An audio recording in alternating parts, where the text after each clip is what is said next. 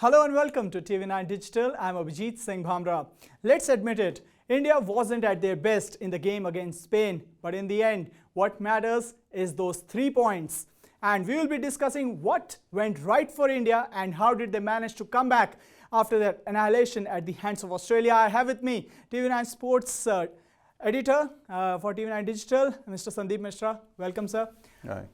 After we were talking about the annihilation at the hands of Australia, just the turnaround and just the kind of boost which Indian team requires. I think it probably just came, on the right time. And I think this is what we were discussing in the last one that we had after the 1-7 defeat. I think what India required today was just not a win, but to kind of hold and control and, make things comfortable for themselves.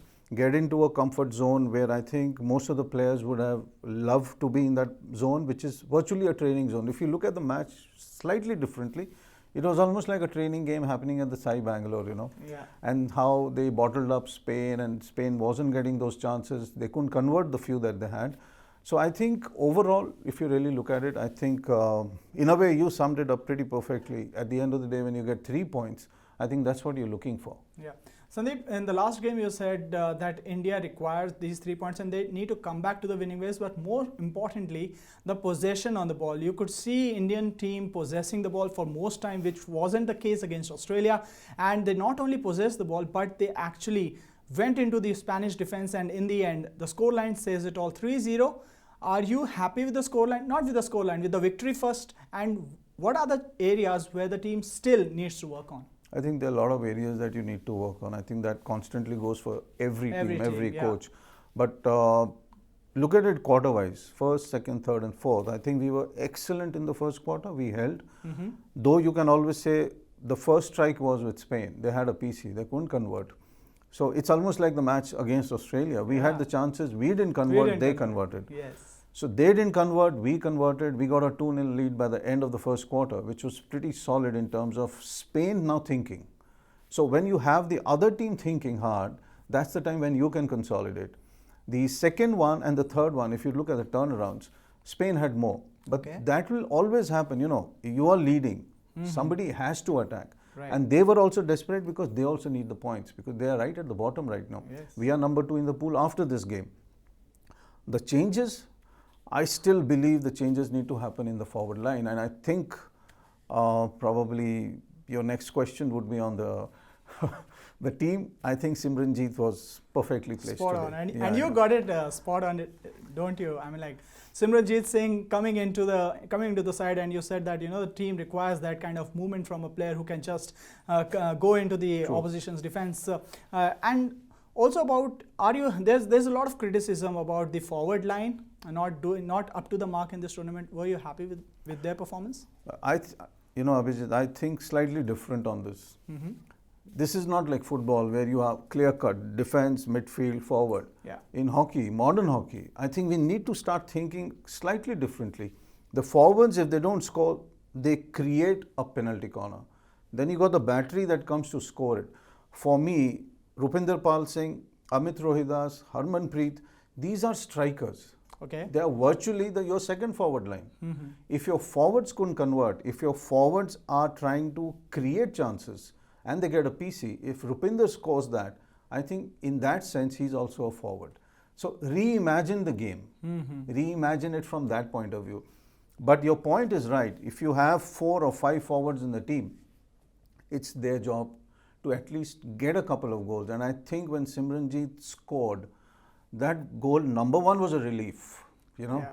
But I was more happy because when I was watching the game, I saw his balance on the field, You saw him take the ball, you saw him turn, you saw him put the weight on the left leg, and then you saw him slot the ball so perfectly that you actually felt this is the right moment for India to come back. And I think everybody was probably glad that they came back. Indian head coach Graham Reid, after the game, said that, like you said, there are a lot of areas the team needs to work on, but one thing is that India is conceding a lot of penalty corners to the opposition. And even in today's game, I think Spain got 3 penalty corners within a space of minute or two in the 53rd minute. An area of concern? Yes and no. You're leading 3-0. You expect the opposition to come full tilt. Number 1, because you already pulled back 7 players into your striking circle. You're not looking for the counter. You look for the counter when? When does a team look for a counter? The counter comes when the other ones are attacking. So you pick up a ball and you throw it up. You saw Mandeep right at the top of the D of the opposition when we had 8 here. That's going to come. Now we defended that. I think that's the positive sign. You have Amit Rohidas, you have the others. You had Srijesh who had a great game. He got 100% saves. He got 4 of the PCs right. He got 2 of the field goals right. So your defense, what is the job to defend? What is the goalkeeper's job? A lot of people say, you know, he couldn't put it past the goalkeeper. Yeah. No.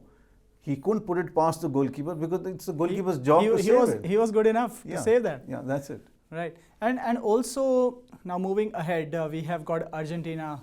We play a day after. Australia beat us by pace, let's admit it. And they were far better side. But in the games against New Zealand and now against Spain, one thing is there that if we play on skill basis, now it's India's game. Yeah. You got to play India and rather outclass India in terms of pace or in terms of goal scoring. True. So how do you see the game against Argentina, and do we have it in, what will this kind of win do to the confidence of the side? Oh, huge. But at the same time, Argentina sits on 4, we sit on 6. They need those points. We True, need 6 yeah. plus 3 to go to 9, be safe. We are number 2 because we can't overtake Australia. Yeah. Argentina needs to come up, say they need to beat us, so they are on 4, so they need to go to 7. It will be one of the toughest games that India has ever played. I can vouch for that, unless we get early breaks.